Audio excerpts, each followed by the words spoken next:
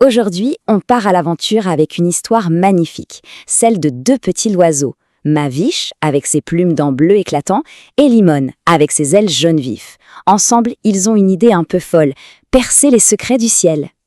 Et tout, mais alors tout, a commencé par une simple question. Un matin, alors qu'il volait tranquillement, Maviche s'est tourné vers son ami et a demandé « Limon, on croit connaître le ciel, mais jusqu'où peut-on monter au juste? Est-ce que le ciel a une fin ?» Et voilà, c'est cette question qui a tout déclenché. Forcément, une question pareille, ça ne pouvait pas rester sans réponse. Alors, ni une ni deux, Maviche et Limone prennent une grande décision. Ils vont explorer le ciel, couche par couche, jusqu'à trouver la réponse. La quête peut commencer. Leur première étape, elle les emmène dans un monde qu'ils connaissent déjà très bien, la troposphère. C'est juste là, au-dessus de nous. C'est la couche la plus proche de la Terre, là où on vit, où les animaux vivent, où les nuages dansent. Et c'est là qu'une première rencontre les attend. Et qui les accueille? Un nuage tout doux, tout dufteux, qui flotte tranquillement vers eux. Il leur explique que c'est ici, dans cette toute première couche du ciel, que toute la météo de notre planète se décide. Maviche, complètement fasciné, lui demande « Attends, ça veut dire que la pluie, elle tombe de toi ?» Le nuage, très fier, hoche la tête. Limon ne peut s'empêcher d'ajouter en riant « C'est donc à cause de toi qu'on doit sortir les parapluies ?» C'est leur toute première leçon. Bon, après avoir bien remercié leur nouvel ami, le nuage, nos deux explorateurs reprennent leur ascension. Ils montent, toujours plus haut, laissant derrière eux le monde de la météo qu'ils connaissent. Ils sont maintenant prêts à rencontrer les véritables gardiens du ciel, ceux qui protègent la vie sur Terre. Et les voilà qui entrent dans la stratosphère. L'air est différent ici, plus calme, plus serein. Et c'est là, dans cette tranquillité, qu'ils rencontrent une sorte de lumière, une présence sage qui semble veiller sur le monde juste en dessous. Cette présence, c'est l'ozone. Avec une voix toute douce, il leur explique son rôle absolument crucial. Il est comme un bouclier invisible qui nous protège tous des rayons dangereux du soleil. Sans lui, rien ne pourrait survivre là, en bas. Et là, Maviche, avec son esprit vif, il a une idée lumineuse. Il dit « Ah, mais alors tu es un peu comme un parapluie ?» L'ozone sourit. C'est exactement ça. Il est le grand parapluie du ciel. Mais l'aventure ne s'arrête pas là, bien au contraire, plus haut encore, dans la mésosphère. Et là, ils assistent à un spectacle absolument incroyable, des étoiles filantes qui zèbrent le ciel noir. Et imaginez, l'un de ces météores en feu leur parle. Il leur révèle un autre grand secret du ciel.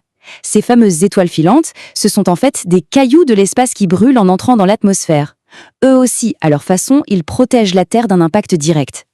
Nos deux courageux explorateurs arrivent maintenant aux portes de l'espace, là où le ciel flirte avec le vide. Et tout change. Fini le bruit du vent, place à un silence profond, presque absolu.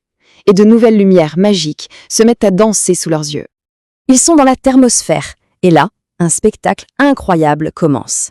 Des vagues de lumière, vertes, rouges, violettes, ondulent doucement dans l'obscurité. Une véritable danse cosmique. On dirait que les lumières elles-mêmes leur parlent, leur murmurent leur nom, l'aurore. Elle leur explique qu'elles naissent de la rencontre magique entre les particules du Soleil et l'atmosphère de la Terre. C'est ce que les humains, bien plus bas, appellent les aurores boréales. Limone, il est bouche bée. Devant toute cette beauté silencieuse, il ne peut que chuchoter. On dirait un concert dans le ciel, un moment de pure poésie. Et voilà l'étape finale de leur ascension. L'exosphère, la toute dernière couche, la frontière avant le vide infini. De là-haut, la Terre, elle ressemble à une magnifique perle bleue qui flotte tranquillement dans le silence de l'espace. Et c'est là, dans ce grand silence, qu'ils croisent un voyageur un peu particulier.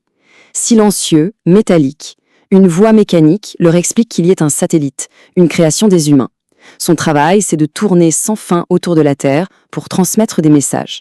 Maviche comprend alors que même les humains, sans elle, ont réussi à toucher le ciel.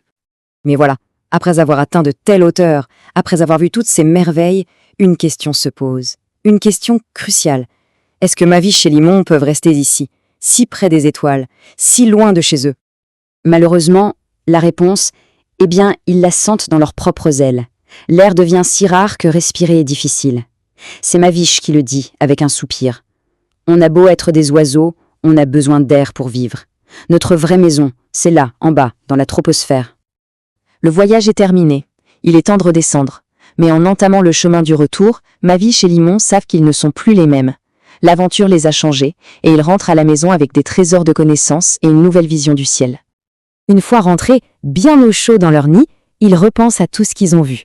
La troposphère, la maison de la vie et de la météo, la stratosphère avec son bouclier d'ozone protecteur, la mésosphère qui nous défend des météores, la thermosphère et ses aurores dansantes, et enfin l'exosphère, cette porte ouverte sur l'infini. Le ciel leur a vraiment livré tous ses secrets. Et c'est ça, finalement, la plus grande leçon de leur incroyable périple, une leçon que Mavish résume parfaitement. Ils ont compris une chose essentielle. Voler avec des ailes, c'est merveilleux, mais voler avec le savoir, comprendre le monde qui nous entoure, ça, c'est une expérience encore plus belle, encore plus profonde.